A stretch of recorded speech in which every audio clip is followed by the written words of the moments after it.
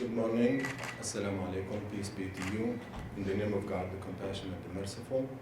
My name is Nihad Awad, N-I-H-A-D, A-W-A-D. I'm the National Executive Director of CAIR, the Council of American Islamic Relations, the Muslim community's largest civil rights and advocacy organization. In the past years, we have been accustomed to seeing images on television about the Syrian refugees crossing the oceans, many of them dying. Pictures of children, images that have been haunting us or haunted us for a long time.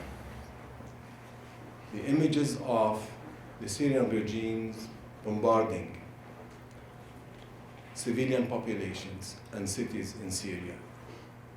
An international debate about the crisis of the Syrian refugees. Who's doing the most and who's doing the least.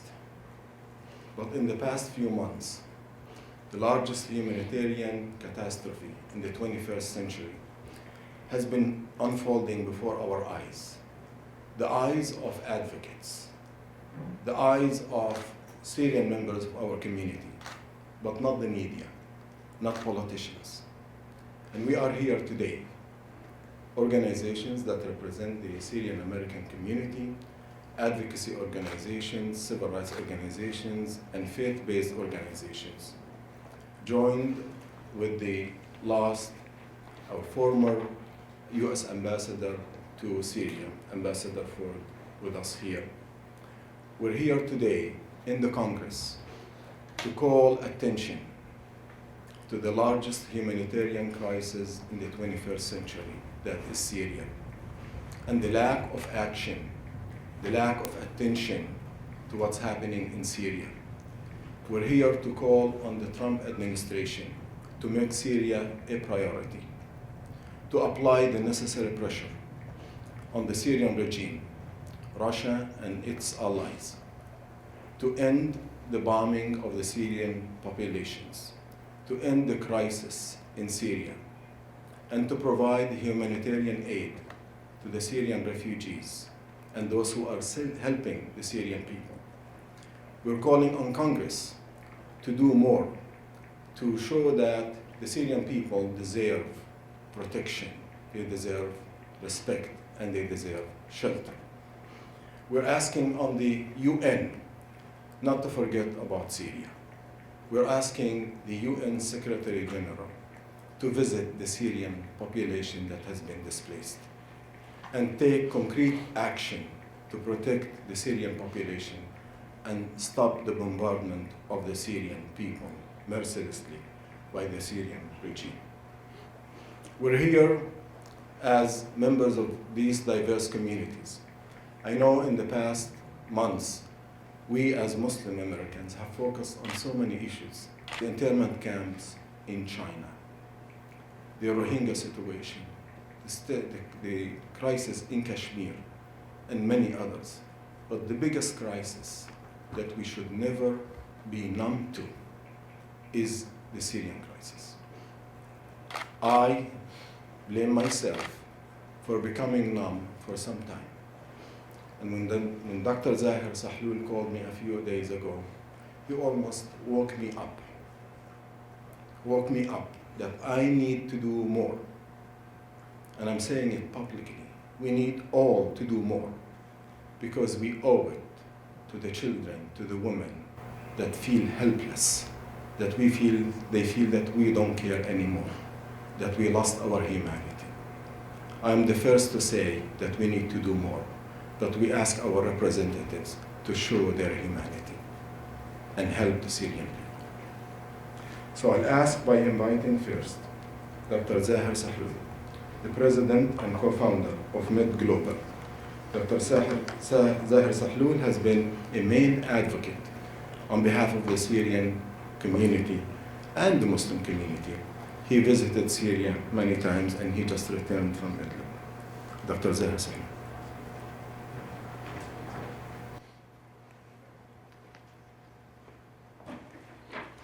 Good Good morning. My name is Zahir Sahlul, Z-A-H-E-R, Sahlul, S-A-H-L-O-U-L. I'm the president of MedGlobal. And thank you very much for being here.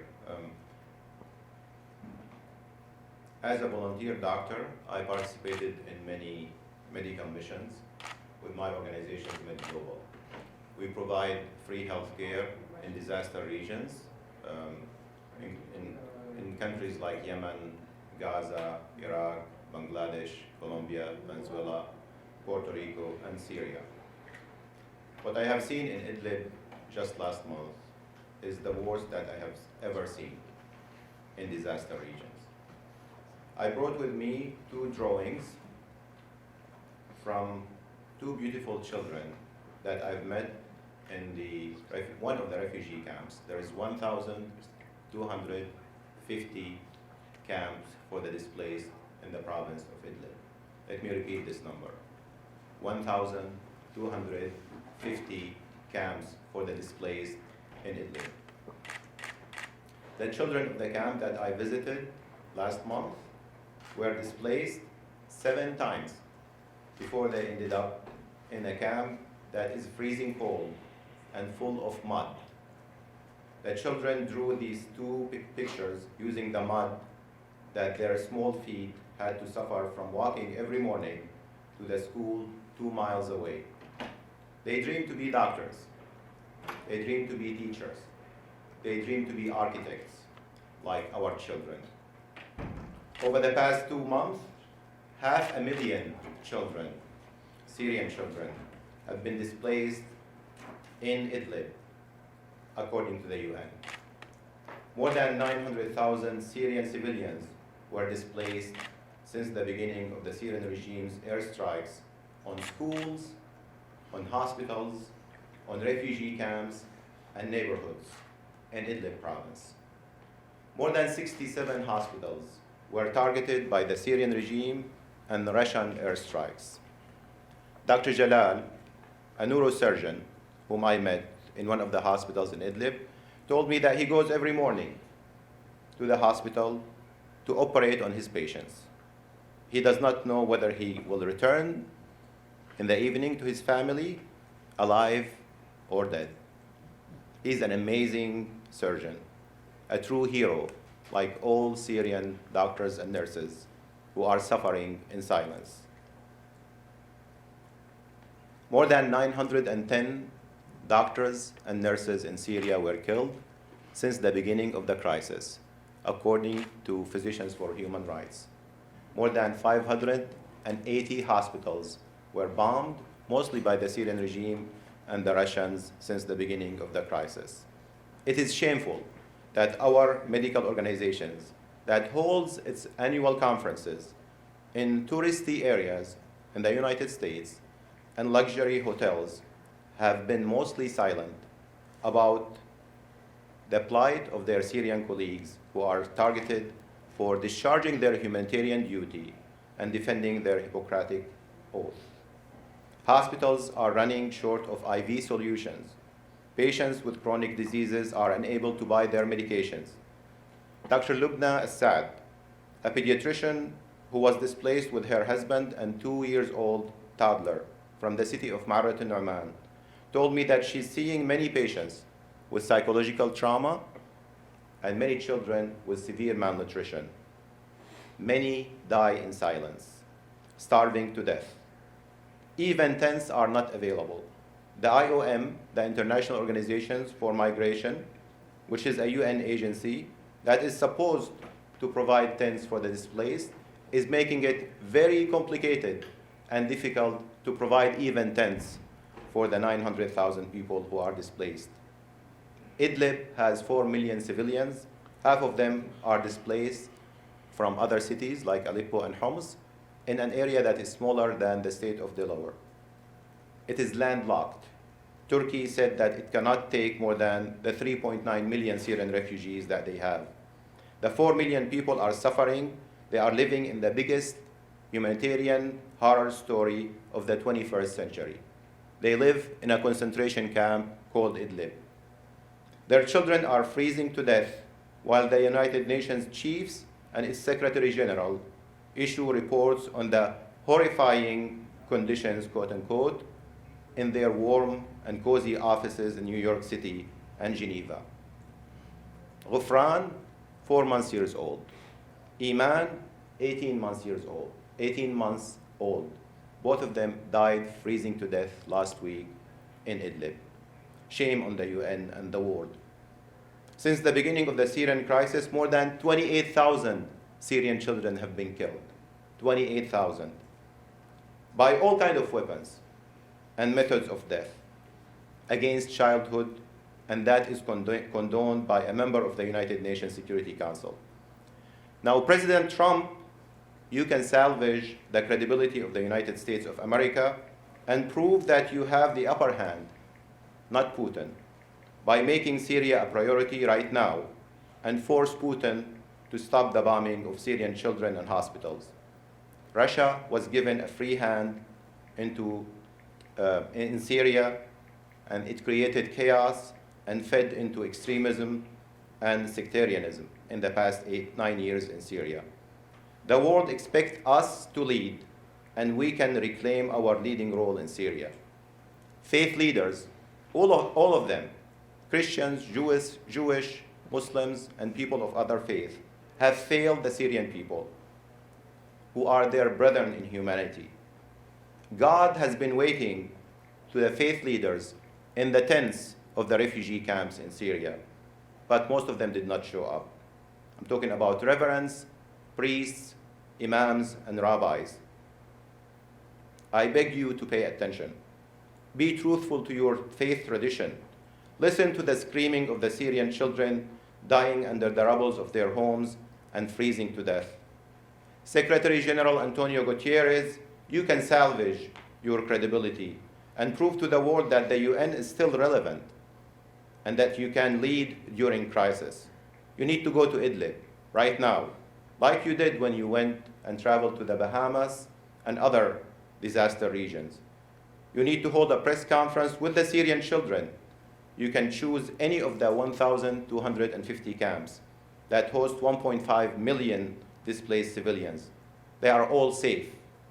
You need to tell the world that the UN is serious about protecting human rights, protecting civilians, delivering aid, and maintaining peace and security.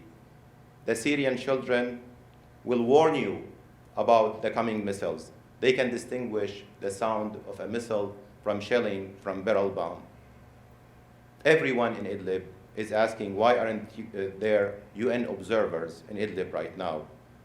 Every person of conscience should pay attention and call her or his member of the Congress and the White House to stop the slaughtering of the Syrian children. If we do not, it will come back to haunt us here.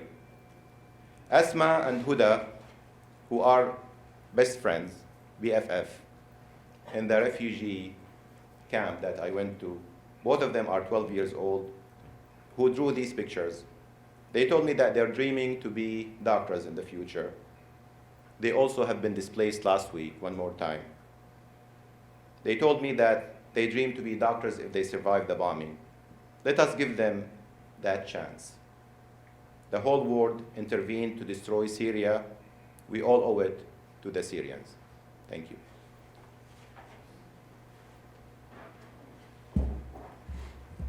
Thank you, Dr. Sahlul. Now I'd like to introduce Dr. Zaki Lababidi, who's also Syrian and the president of Syrian American Council. Good morning, all. I'm Zaki Lababidi, Z-A-K-I, first name, last name L-A, B as in boy A, B as in boy I, D as in David I. I'm the president of the Syrian American Council, the largest grassroots Syrian American organization that we've been advocating for democracy in Syria since 2005, 6 years before the revolution that we expected is going to happen one day, happened in 2011. Even in the Syrian scale, what's happening in Idlib is beyond belief. We almost used to images after images from all our cities in Syria, from Homs to Daraa to Hama to Idlib to Aleppo, people fleeing their homes, destruction on a massive scale that the world have never been seen since World War II. Dr. Sahlul, my friend, gave you a very good picture about Syria, and I don't want to repeat the statistics for you, but I want to send a couple of messages for the world leaders that's ignoring Idlib and ignoring the people of Idlib, ignoring the children of Idlib. Mr. Putin should stop lying to his people in the world, saying he's fighting terrorism and fighting terrorists. He's going after innocent civilians, children, women. He's bombing hospitals. He's bombing schools. Children's schools are dying under the rubble of their schools because of bombs of Russian fighter jets that should not be in Syria even. Russia at this point is acting as an occupation force. We are not fighting the regime anymore. We are fighting an occupation force, Russian and Iranian.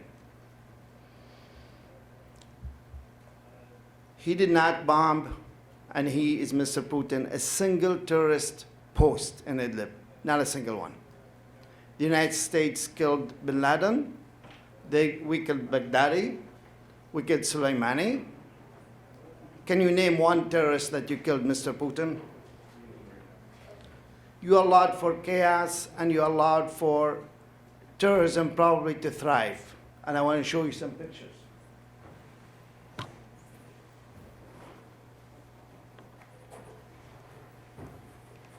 For the whole world to see, these are not terrorists. Terrorists do not flee in trucks. Terrorists have weapons on their hand. This is not a post for terrorists. This is a neighborhood in Syria. There is nothing left. And what we're supposed to do, we are calling for tents. Why? Leave the people in their homes. They don't need tents. Just leave them alone and go home. You and your Russian troops. Syria for Syrians.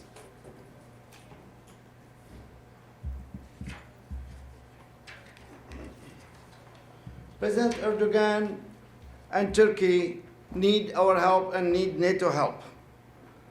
They are trying to help protecting civilians in Idlib, but they need NATO help in facing the Russian aggression and facing the Russian killing machine. And we should provide that. And NATO should be strong, providing help to a NATO ally. President Trump, the United States and the Obama administration missed an opportunity to bring peace to Syria years ago. Since then, since we did not act, hundreds of thousands of Syrian people lost their lives and millions became refugees all over the world. Let's not miss another opportunity. This is a historic moment. We either finally, after 9 years, stop the evil of destruction and killing coming from Russian and Iranian, or we miss another opportunities and more hundreds of thousands of people in Syria will lose their lives and probably more millions will be on their road to Europe and every other country in the world. And to President Assad, you're definitely not a victor. He delivered a speech of victory. He's a puppet of Russia. And he resides on a destroyed country, destroyed economy. He does not belong certainly in Damascus. He probably belongs in The Hague. And finally, to the Syrian people, your revolution succeeded. The Assad regime is done. He's acting for Russia and Iran. The Iranian militias controlling large part of Syria and controlling what's happening in Syria. And the Russian military all over, destroying and killing. If you want to know how much can control Assad is, just look at his pictures when he met Putin last time in Damascus, sitting in a Russian office, not in his palace, like he should. You are now fighting an occupation. Our fight now in Syria is occupation. It's Russian occupation and Iranian occupation. And that's the fight that we're taking. We will never forget what happened in Syria in 9 years. We will never forget Hama in 1982. And with Hama, we remind President Erdogan, who said, we will not allow another Hama. Please, do not make Idlib to be another Hama. We will never give up. We will never waver. We seek justice, not revenge. We shall overcome. And thank you very much.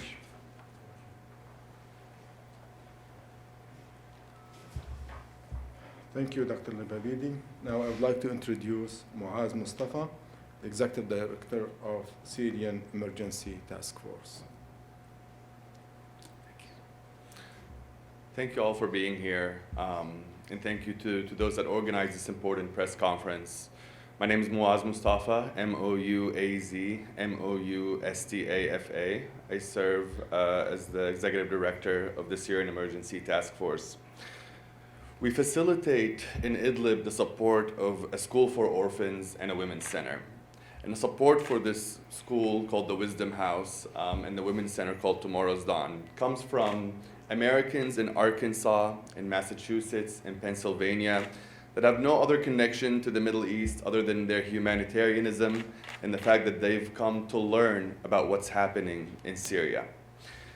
In the past 2 weeks, since I returned from the Turkish-Syria border, where I saw horrific scenes, I got to meet with children from Idlib that were recently displaced with horrific burns. I'm talking about 6-year-old girls, 10-year-old boys, a 10-year-old boy who was completely blind. And as I saw all the energy he had, he was still trying to play as he's been recently blinded by a barrel bomb that dropped on near his village in Idlib province. I saw the resilience of the Syrian people. Because when you ask them, why is this happening to you? They say it's because we sought our dignity, because we wanted the freedom that people here in the United States enjoy and in many other parts of the world. And that's why it's our responsibility, if we're journalists, to cover the plight of these people that are seeking their dignity and freedom. And as Americans, to do all we can to sound the alarm about what's happening over there. In the past 2 weeks, I've been talking to the communities in Arkansas and Massachusetts, and we're all just appalled by what's unfolding in Idlib. But what's also more outrageous is the lack of outrage that we're seeing across the United States and frankly in the Western world. No one is talking about what's unfolding there. No one is speaking out for children, some of which have been burned to a cinder due to cluster bombs and horrific conventional weapons and non-conventional, I'm sure illegal weapons that are being used by the Assad regime, Russia, and the Iranian-backed militias to go after the Syrian people. We lost 1-year-old Ahmed, an amazing young man. His teacher still tells us stories about how smart he was and how funny he was every day. And now we have been, the school and the Women's Center have been displaced multiple times, yet still trying to serve their communities and reestablish themselves in this horrific war zone. I think it's important for everyone to understand that Idlib itself represents all of Syria. The people in Idlib, the residents of Idlib, have been hosting millions of displaced civilians from Damascus and Aleppo and Hama and Homs and Daraa and other places across Syria. These are all civilians that rose up and called for their universal God-given rights of freedom, of self-determination, of dignity. And as a result, their families have been killed and displaced and detained, and they are all now in Idlib province representing the whole of Syria. So when you look at Idlib, you look at all the free people in Syria that have stood up to the adversaries of freedom and the adversaries of the United States of America. And those millions that are there, I believe about 1 million of them are children, have nowhere to go. We can talk about the numbers, but what's really, really important is to understand that what's unfolding there right now are genocidal massacres. And I like to think that all of us, if we lived in the 1940s, and if we could have done anything to get rid of, bomb the railroads that took 6 million Jews to be slaughtered in concentration camps, we would be the first to do anything about it, to speak out about it, to advocate for that. If I was aware of what's happening in Rwanda in 1994, and we can stop the machetes that are being shipped to Kigali to slaughter 800,000 people in a matter of months, we would stand up and do something. We learn in school and we talk to our families and our faith leaders about when never again moments occur, that it is our responsibility as human beings, whether it is driven by our faith or our humanity, to do something, to stand up to these never again moments. Well, today a never again moment is unfolding in Idlib. The Assad regime cannot declare victory, and its allies, Russia and Iran, cannot declare victory in Syria without completely taking over Idlib. And when they take over areas, they don't just take over a town and then govern it with its residents there. They take over ghost towns. And even though there aren't any people left in these villages and towns that they're taking over in their horrific military offensive, they go after the graveyards, the desecration of graveyards. Imagine the message that sends the millions of Idlib that are in an ever-shrinking space, being bombed constantly, when they see that even their dead are not safe from these monsters. Imagine the message that sends to millions, over 10 million displaced from Syria, almost half or more than probably half the population at this point, that are seeing this happening. How could they ever return to a Syria where they're dead? The graves of their loved ones are not even safe. And so I want to ask for anyone that's watching this press conference and anyone that's listening to this, it's your responsibility to do something. At the very least, raise awareness in your social networks or on social media, and call your representatives and do anything that you can to stand up for these people. One thing that we've been doing for the past 3 years in Idlib is sending letters of hope from the United States and delivering it to people in Idlib. And what's been very, very powerful and inspirational is the fact that sometimes we're giving a letter to a mother who's lost her son or daughter or husband who's been displaced. And I wondered if they would throw this letter back and say, you know, we don't want this, we want someone to save us from the bombardment. But they feel so alone that just the solidarity of the American public means as much to them as food or drink or protection. So thank you all for listening, and please do something to help end the atrocities in Idlib. Thank you, Muhammad. Thank you, Muhammad. We heard from authentic, important Syrian American voices who have presence here in America and also on the ground in Syria. And we will allow the media representatives to ask questions in a few minutes. But now I would like to bring up an important voice, the former U.S. ambassador to Syria, Ambassador Robert Ford, who has been extremely active, not only raising awareness, but advising and calling for serious action to end the crisis in Syria. And after that, we'll ask representatives of advocacy, civil rights, and faith organizations to offer a few words. Now, Ambassador Ford. Thank you, Nihad. First, I would like to thank all of you for being here this morning. This is not a happy issue, this is a hard issue, and it means a lot that you are here. So thank you again for coming. I flew down from Connecticut this morning.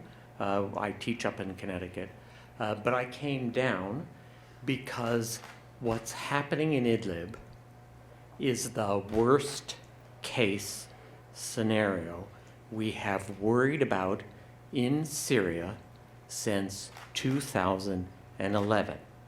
We never wanted it to come.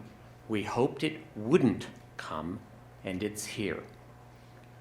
There are now approximately 2 million Syrian civilians pressed into a small space.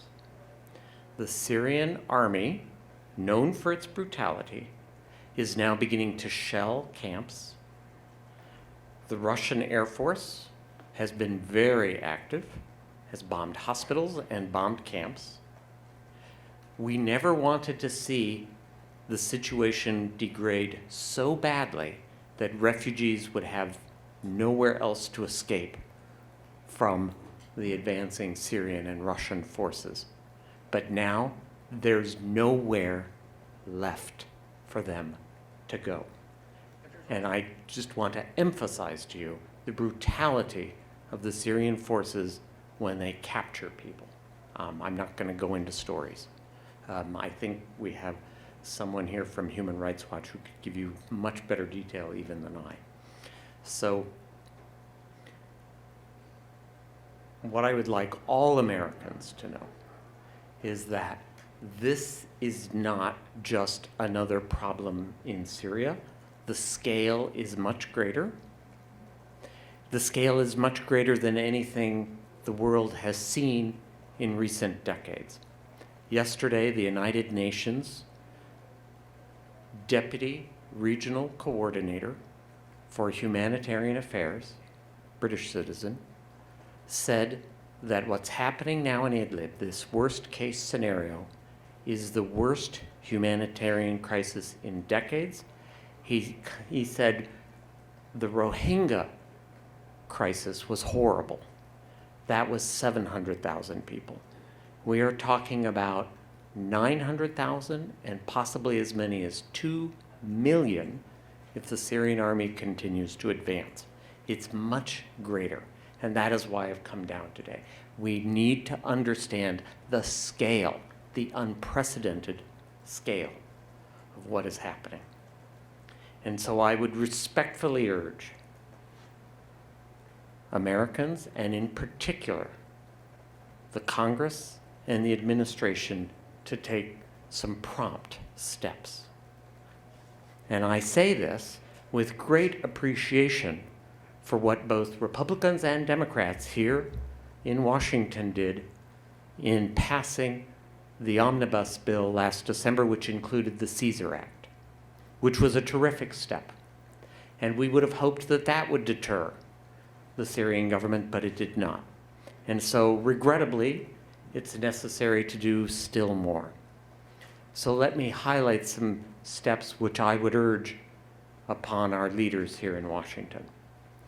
Number one, the scale, as I said, is unprecedented, and people have spoken to us about shortages of things as basic as tents. I would ask the Congress and the administration to redouble efforts to find funding for the humanitarian organizations that are desperately needed to keep people alive. Children are freezing to death. Think about that. People are freezing to death. So we need more humanitarian aid. And the United States is already the largest donor. The American people are incredibly generous. But we have to ask for still more, because this is the worst case scenario in Syria unfolding. We didn't want to see it. We hoped it wouldn't happen, but it's here. More humanitarian aid. Number two, earlier this week in New York at the United Nations, the Russian government, with whom I have had many unhappy dealings during my career, talking about Syria, the Russian government said, we don't need to discuss the humanitarian situation in Syria anymore. They instead wanted to talk about Western aid to the Syrian government. I hope that beyond the discussions, the good discussions that I'm sure our representatives at the Security Council had with the Russians, telling them bluntly that the Russian points are misplaced, I'm being diplomatic. I'm hoping that senior administration officials will engage with the Russians to say what they are doing is making it even more unlikely than ever that assistance from the United States and our friends will ever be forthcoming. You cannot bomb civilians and at the same time ask for assistance. It is an incredible ask. It's ridiculous. Number three,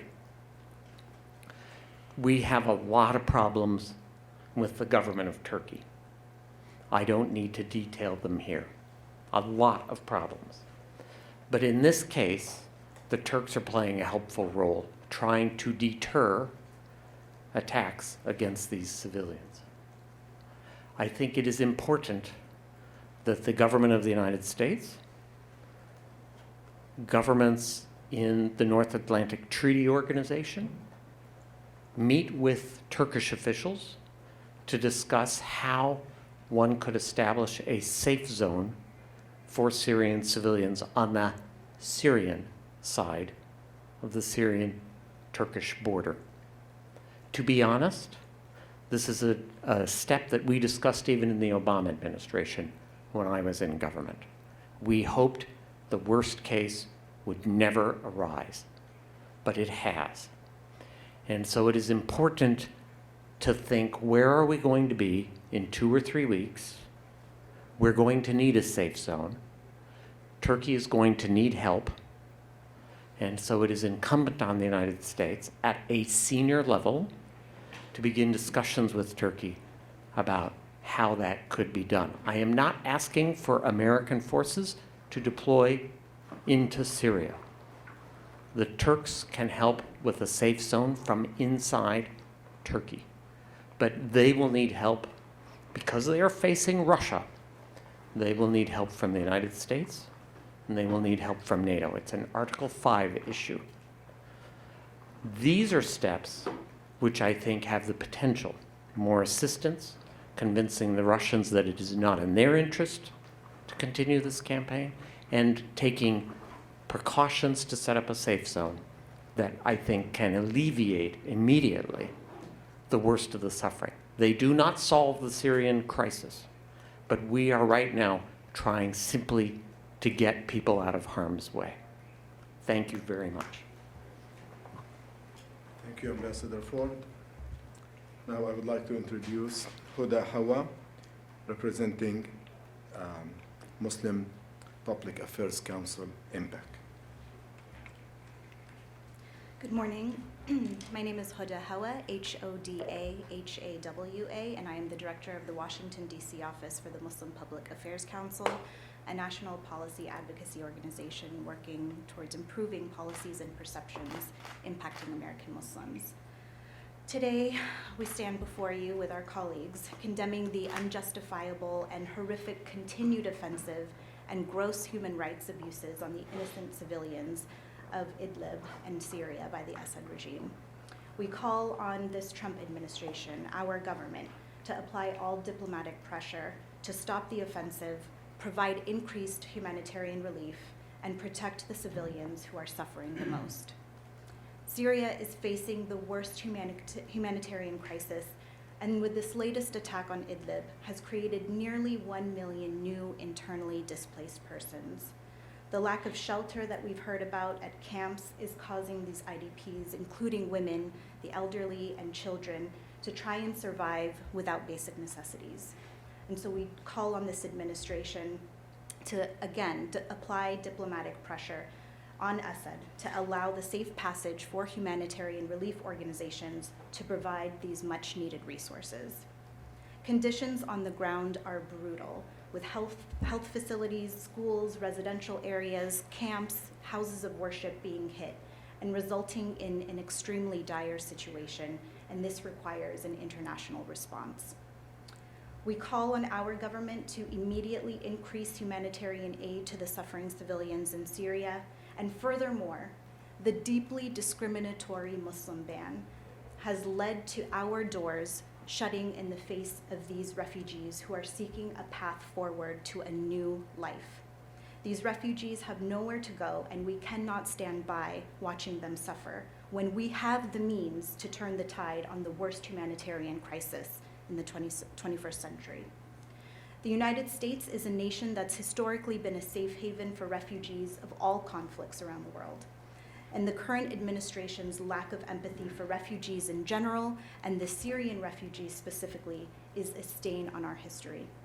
At the very least, we can live up to our American value of welcoming refugees, those who are in need of a safe home. From the inception of this country, our four founders have had a heart for refugees. In fact, our very first president, George Washington, once said, "I had always hoped that this land might become a safe and agreeable asylum to the virtuous and persecuted part of mankind, to whatever nation they might belong." So President Trump, our first president, did not say to ban those who are coming from Muslim-majority countries or refugees who are in desperate need of our help, but rather to make America a safe haven for them. We must not and we cannot forget and turn our backs on these innocent lives. Thank you, Huda. Now I would like to introduce Mr. Wael Al-Zayyat, CEO of Emerge Action. Thank you, Nihad. The organization's name is Engage Action, just to make sure you guys have it right. Previously, I served at the Department of State for 10 years, working specifically on Middle East policy, including Syria, and I had the honor of serving under Ambassador Ford. Really nothing more can be said about Syria that has not already been said today and over the course of the last 9 years. We heard about 3 million people getting bombed by their own government, driven from their homes, and left to shelter in sub-freezing temperature, just like many Syrians before them have for the last 9 years. The government of Assad and its Russian allies in particular are intentionally bombing civilians to kill them, to displace them, or to force them to surrender. These are the options. According to a very good in-depth investigations by the New York Times, the Syrian and Russian Air Force were intentionally bombing hospitals and schools and bakeries in an effort to destroy civilian infrastructure. These are war crimes, irrespective of what they say it is.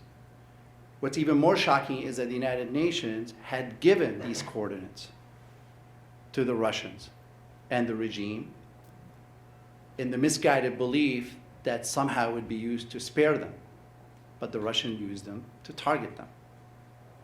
What is happening in Idlib is eerily similar, and I think it's very important to note this, to what happened in Aleppo in 2015 and 2016, where back then the Syrian regime and the Russian Air Force destroyed the eastern part of the city and drove 1 million people to the Turkish border and eventually into Europe.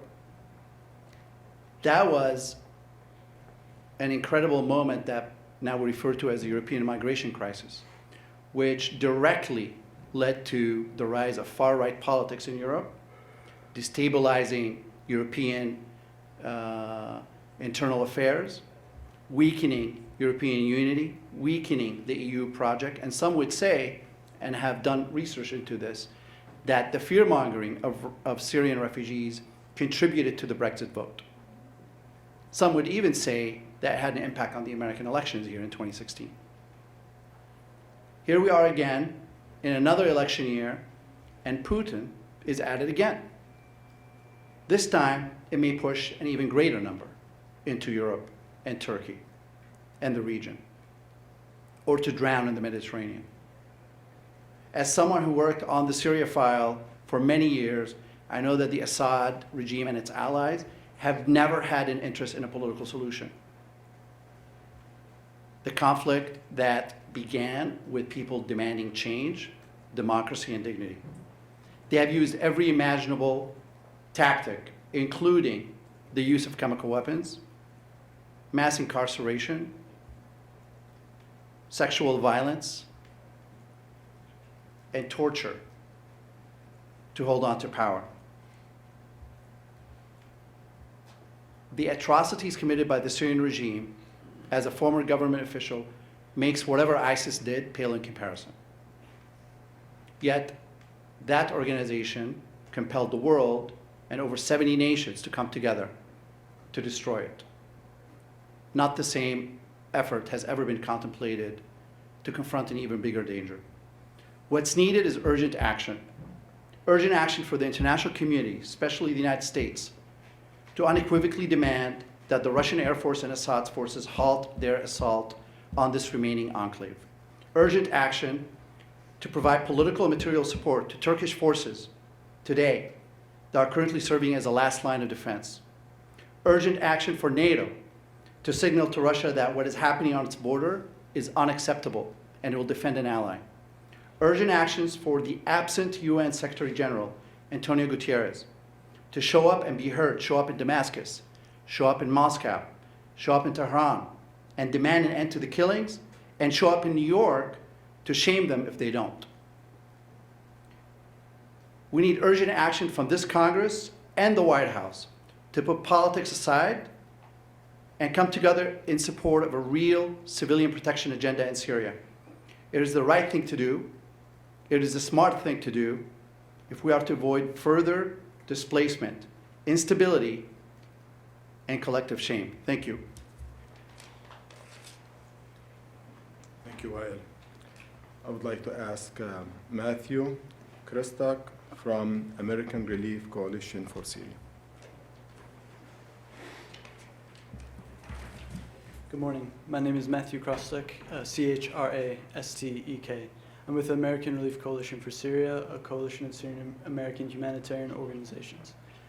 As we've heard, since December 1st, nearly 1 million people have been displaced in northwestern Syria by airstrikes, bombings, and violence. Children are among the most impacted, with over 500,000 of them displaced. As safe spaces shrink in northwest Syria, the hardships that the 3 million civilians trapped there face drastically increase. The needs are almost insurmountable, with over 750 civilians in desperate need of shelter, as they face sub-zero temperatures, harsh winter storms, and flooding. An estimated 80,000 civilians are forced to live in the open without even a basic tent shelter to shelter them from the rain and snow. The stories we have heard are devastating. We heard from Musa al-Ahmed, a resident of Al-Furan camp, a newly established IDP settlement. The 25 families residing in Al-Furan camp continue to experience dire living conditions as a result of the rain and snow, resulting in mud, which limits mobility and protection from elements. Musa told us, "The difficulties and hardships we face here are indescribable and endless. Worst of all is when we're forced to move one of the elderly residents out of the camp in order to seek medical attention. It's impossible to move in this mud." Recently, 4 of the tents in Al-Furan camp collapsed, unable to withstand wind and rain. In the morning, residents had to abandon their tents, which were now sunk in the swampy pit of water. With wind, rain, and freezing temperatures continued, thousands are left with little shelter or fuel to survive these harsh winter conditions. Trapped after fleeing bombardment, this horrific outcome for IDPs who do not have access to basic necessities is inevitable. Syrian-led organizations like the members of the American Relief Coalition for Syria are actively responding by providing shelter, food, medical treatment, and winterization assistance. Our members such as Big Heart Foundation, Syrian Forum, Rahma Worldwide, Sawasia, and the Syrian American Engineers Association have built thousands of shelters and provided access to clean water, winterization kits, and tens of thousands of food baskets and warm meals. Other members, such as the Syrian American Medical Society and Syrian Relief and Development, are providing ongoing medical care to thousands. Despite the incredible response, our organizations are reporting that their staff and their families are also being displaced and struggling to find shelter. One organization, Syrian Forum, is seriously considering building a camp specifically for their hundreds of displaced workers. Humanitarian relief is also continually hampered by indiscriminate bombing on civilian areas and airstrikes that target aid workers. This targeting of civilian and humanitarian infrastructure has forced the closure of schools and health facilities and prevented relief efforts from reaching many in need. Since December, 17 schools were bombed, including one school that was targeted during pickup time where 5 children and 2 teachers were killed. Additionally, almost all of the schools in the Northwest are suspended or unable to function, leaving around 400,000 children with no access to formal education. Yet again, it is the children who pay the price for our inaction. In addition to schools, medical facilities are also routinely targeted. SAMS has recorded 9 attacks on their health facilities since December. Without concerted international efforts, the violence and bombings will continue and conditions for civilians, especially children, will deteriorate. Our organizations will always be there to respond, but they and their brave workers are facing incredible challenges. We call upon the international community to provide emergency funding for shelters for the displaced people like Musa and her family, and to take urgent action to stop the ongoing violence and prevent further disasters and loss of life. Thank you. Thank you, Matthew. Last but not least, Andrea Praso from Human Rights Watch. Thank you. Andrea Praso. I'm the Washington director at Human Rights Watch. I'm both honored and deeply saddened to be here today to talk to you about Syria. In 2017, when Turkey, Russia, and Iran agreed to the creation of 4 de-escalation zones under the Astana process, Human Rights Watch warned that without prioritizing civilian protection, those zones would be meaningless. In 2018, we saw almost all of those zones be retaken by the Syrian-Russian military alliance. The tactics that we saw there were unlawful. They failed to protect civilians. We saw the use of cluster munitions, attacks on hospitals, essential civilian infrastructure, and schools, and you've already heard really brutal details already. Despite widespread condemnation at the time, little was done to address these attacks on civilians or to hold parties accountable for these clear violations. Once these areas were retaken, civilians were given a choice: remain in areas under government control or leave. Tens of thousands chose to leave. They were directed to Idlib. Now, as we've heard, there are ranges of from 2 to 4 million civilians, half of whom have been displaced through these brutal tactics in areas retaken by the government. When we interview these people, they tell us they don't want to return to government-controlled areas where they still fear persecution, arbitrary arrest, and torture. They have nowhere to go. We have also documented this failure to prioritize the protection of civilians in the US-led coalition's response against ISIS in northeast Syria. There, we've raised serious concerns about the failure to protect civilians, about the coalition forces' failure to adequately distinguish between civilians and combatants, and failure to take all feasible precautions to minimize civilian harm. While we work towards greater transparency, accountability, and redress for those violations, we unfortunately have had to turn our attention towards Idlib, where the crisis of truly unprecedented magnitude is unfolding. We have 3 specific recommendations, some of which have already been mentioned, but I think that they bear repeating. And I will be brief because you have been with us now into the afternoon, which really says a lot about how much the people in this room and the people watching care and are prioritizing the fate of the Syrian people. First, the US government should communicate directly with Russia, highlighting that before any talk about providing reconstruction assistance to Syria should take place, Russia must end these atrocities and stop underwriting the Syrian government's abuses. As long as Russia continues to support Syria in unlawfully attacking civilians, the argument that Syria is ready for return or reconstruction is moot. Civilian protection must be a priority, and it must be demonstrated to be a priority.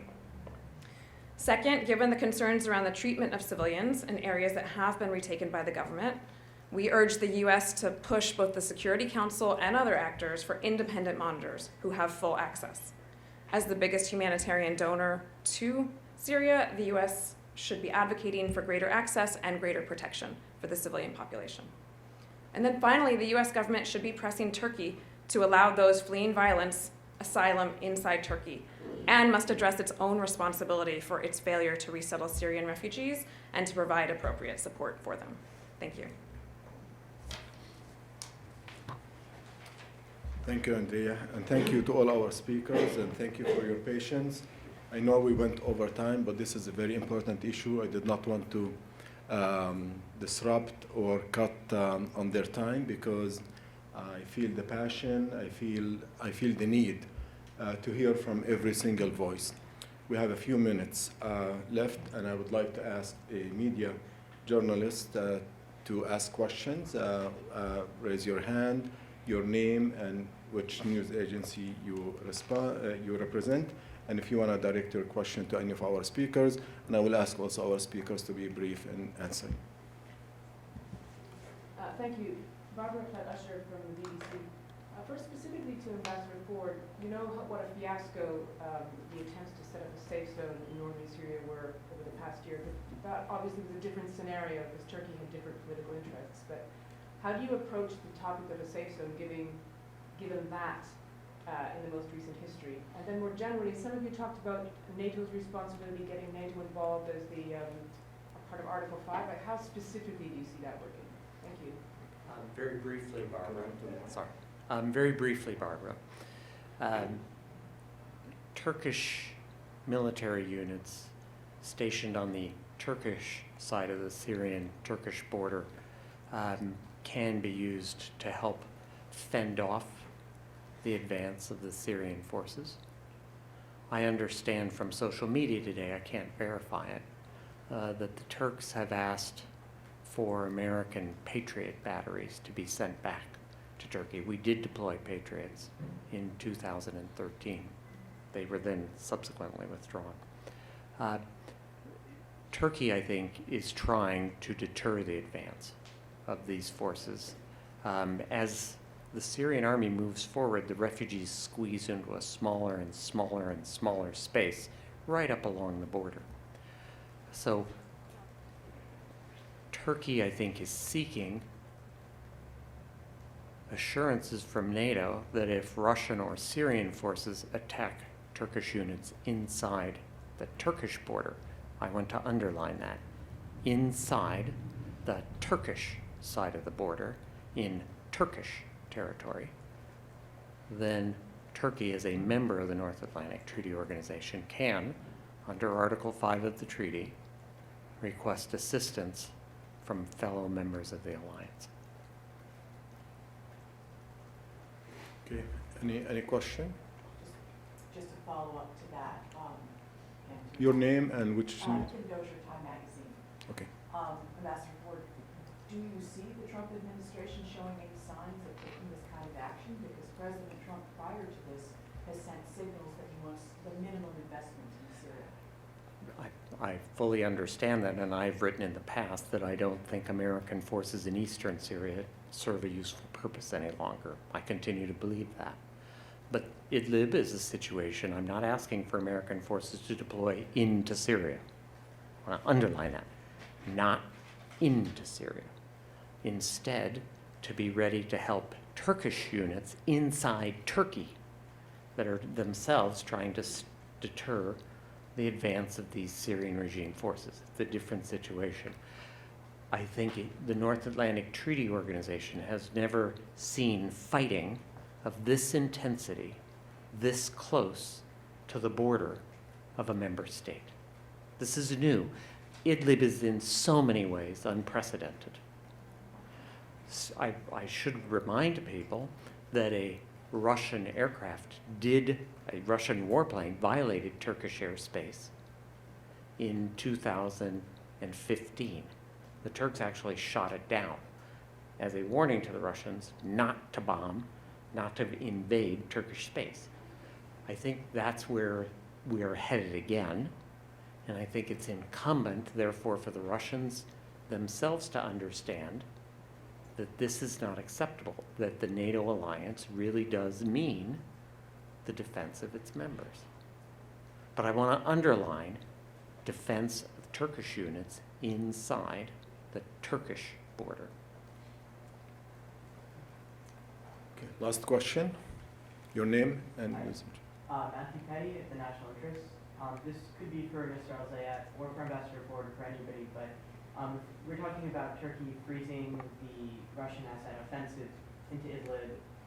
Do you see a future where Turkey actually rolls back the Assad government's line of control, or is this kind of, we're going to freeze it in place just to prevent further bloodshed and further crisis? Good. Anyone? Well, I first would want to say that I'm not with the Turkish military planners, so this is all speculations. But clearly, one of the objectives is to freeze the fighting and to hold the line, whatever it is right now, as a bare minimum requirement to protect the civilians north of the line. I do see a scenario where Turkish units with more robust backing from whether it's the United States or NATO allied members being able to roll back some of these Syrian-backed units into the original, what is called Sochi line, which provided more space for 3.5 million people to actually live and exist. But as a bare minimum, I suspect one of the clear objectives is just to hold Assad, the Russians, and the Iranian-backed militias from advancing any further. If that can be accomplished, that would be great. Thank you. Okay, so before we go, those who are here, congressional staff, I would urge you to speak to your representative and ask him to take concrete actions. Those member of the media, please do not make this the last story you write about. Keep the issue alive.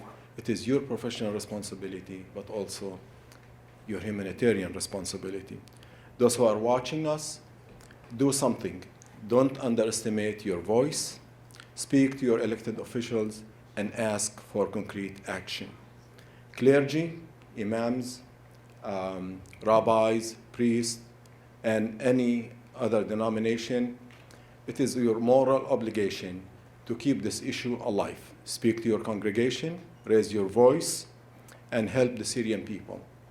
People who are watching, who are not affiliated with any organization, but they have access to their voice and their fingers, use them to support the Syrian people. You can help humanitarianly by helping humanitarian organizations that are here, and many that you may know offer your help.